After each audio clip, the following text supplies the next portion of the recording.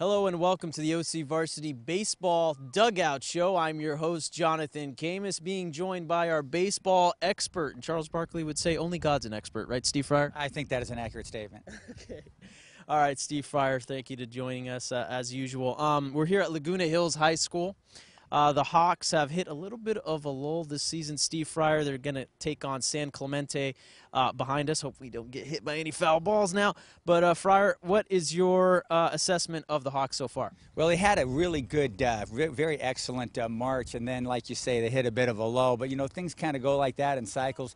Baseball's a hard game. Yes. You know, it really is. And especially in a 7-inning game, you know, in high school baseball, you know, so much, you know, one ball strike call doesn't go your way. You know, one double play you don't turn, it could just mess you all up. So, you know, they need to get it going. But this league, John, is really tough. The Seaview League, you know, it's part of that 10-school South Coast View Conference, which you sort of take the 10 schools, you put, you know, 5 of them in the South Coast League, 5 in the Seaview League, different arrangements for different sports. Seaview League is kind of the B league of the thing. But this year, this B league is a B-plus league because it's a really good league. And Coach Tim Ellis has got the Laguna Hills Hawks still in the mix of it, but San Clemente's looked very sharp so far. Yes, they have. And speaking of Mr. Tim Ellis, the head coach of the Hawks, we caught up with him earlier. Here's what he had to say.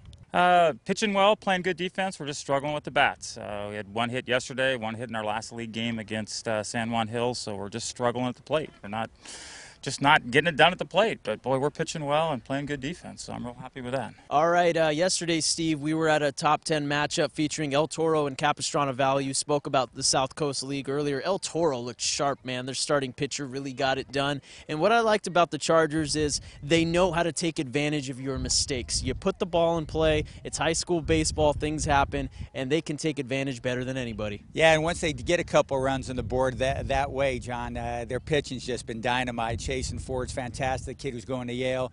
And then Kyoto, who we saw yesterday, 82% of his pitches were strikes. Wow. 26 batters faced, 20 of them, first pitch was a strike. So that's just about as efficient as it gets. He's going to Cal State Fullerton. Boy, he was throwing BBs from the start, and he didn't let up.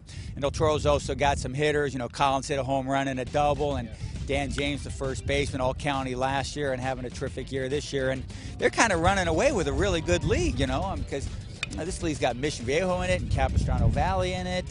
You know, it's a pretty darn good league. But El Toro, gosh, you know, I don't know, you know, if they go undefeated in that league, that'd be quite impressive.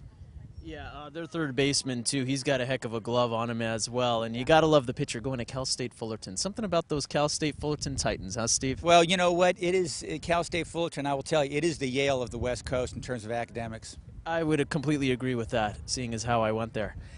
Steve, you want to show any more love to any other teams out there in the county before we go here? You know what, the Golden West League is kind of an interesting league this year. You know, Ocean View, you know, for many of the years, the Golden West League has been the top team in that league.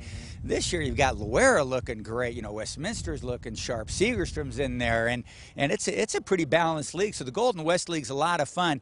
You know, up north, you know, the Century League, Canyon's looking awful good over there. El Dorado's making a surge at them right now. Sonora, traditionally one of the better teams, the Freeway League, they're kind of walking all over people with that. Cypress looking very sharp in the Empire League. You know, Catella, Savannah, again in the Orange League, Orange Coast League, Laguna Beach. Boy, oh boy, is that a top 25 team? It might be. You know, they're a really good club. You know, coming down this way some. You know, we didn't mention a really good Seaview League team is San Juan Hills, best baseball team that they've probably had in the existence of the school. And then Mater Dei High School, #1 in the nation, you know, #1 in the state, you know, number 48 in the hearts of most Orange Countyans. But there they are, they're just rolling, and if they go undefeated in the Trinity League, that'd be quite impressive too. Yeah, I thought we were going to have just one show without talking about Mater Dei, but maybe next week. Our thanks to Steve Fryer. I'm Jonathan Khamis. Make sure to check out OCVarsity.com all the time for your latest baseball information. I'm Jonathan Khamis. That's Steve Fryer. Thank you for watching.